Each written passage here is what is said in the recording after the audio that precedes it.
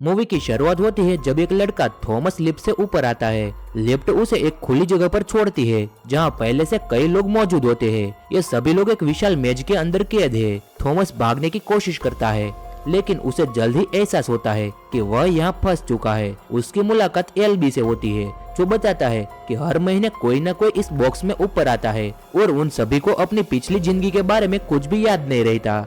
LB पहला व्यक्ति था जो यहाँ आया था और अब वह सबका लीडर है। एलबी थॉमस को 3 नियम बताता है। पहला, अपना काम करो और समय बर्बाद मत करो। दूसरा, कभी भी एक दूसरे को चोट मत पहुंचाओ। और तीसरा, कभी भी दीवार की दूसरी साइड मत जाना। थॉमस जल्द ही जान जाता है कि केवल रनर ही मैच के अंदर जा सकते हैं। एक दिन जब थॉमस दीवार के पास जाता है वह देखता है कि 2 रनर मिन्हो और बेन अंदर से आ रहे थे। थॉमस उसकी सहायता करने की कोशिश करता है लेकिन मैच का दरवाजा बंद हो जाता है। उस रात थॉमस को एक विजन आता है जिसमें एक लैब दिखती है और डॉक्टर कहती है कि wicket is good.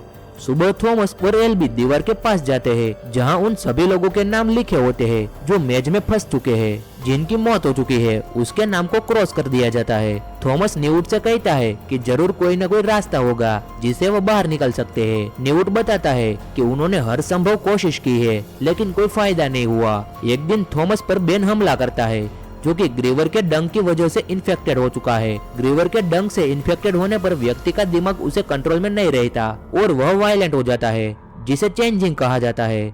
Thomas LB को बताता है कि बेन ने उसे बताया था कि उसने देखा था कि यह सब उसकी गलती है। अगले दिन बेन को मेज में छोड़ दिया जाता है जहां उसकी मौत हो जाती है। उसी शाम मिन्हो और एलबी मेज के अंदर जाते हैं लेकिन जब वे लौटते हैं तो एलबी घायल होता है और वह भी इन्फेक्टेड हो चुका होता है। थॉमस उन्हें बचाने की कोशिश करता है और एक ग्रीवर को मार देता है। अगले दिन सभी को लगता है कि थॉमस, मिन्हो और एलबी मारे जा चुके होंगे लेकिन वे सही सलामत बाहर आते हैं।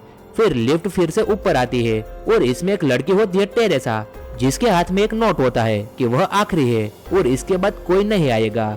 टेरेसा का नाम सुनते ही थॉमस को एक और विजन आता है जिसमें लेव और डॉक्टर फिर से दिखते हैं। थॉमस को ग्रीवर के पास एक डिवाइस मिलता है जिस पर विकेट लिखा होता है। उसे समझ आ जाता है कि जिन लोगों ने उन्हें यहाँ भेजा है उन्होंने ही ग्रीवर को बनाया है। मिन्हो थॉमस को एक जगह ले जाता है जहाँ एलबी और उसने मिलकर मैच का मैप बनाया होता है। मिन्हो बताता है कि उसने मैच के हर कोने को देखा है और हर पैटर्न्स को समझा है लेकिन अब तक कोई रास्ता नहीं मिला। थॉमस और मिन्हो एक दिन क्षेत्र 7 में जाते हैं जहां उन्हें एक सीक्रेट दरवाजा मिलता है लेकिन तभी मैच बदलने लगती है और ग्रीवर उन पर हमला कर देता है। थॉमस ग्रीवर को मार देता है और दरवाजा खोलने का तरीका ढूंढ लेता है।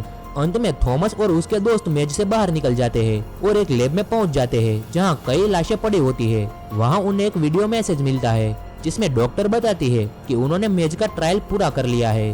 डॉक्टर बताती है कि एक वायरस ने दुनिया को तबाह कर दिया है और यह सभी एक बड़े टेस्ट का हिस्सा है। थॉमस और उसके दोस्त आखिरकार समझ जाते हैं कि यह सब एक टेस्ट था और वे अगले चरण के लिए तैयार होते हैं। मूवी का अंत एक ट्विस्ट के साथ होता है जहां डॉक्टर बताती है कि यह सब फेज 2 की शुरुआत है। आखिर में उन सभी लोगों को एक हेलीकॉप्टर में बिठाकर कहीं ले जाते हैं। तभी एक खौफनाक नजारा दिखाई देता है जिससे हम पार्ट 2 का अंदाजा लगा सकते हैं कि वह कैसा खतरनाक होगा। और इस तरह द मेज रनर का पहला भाग समाप्त होता है दर्शकों को अगले भाग के लिए बेहद उत्साहित छोड़ते हुए। दूसरा पार्ट देखने के लिए इस वीडियो को लाइक करें और कमेंट करें।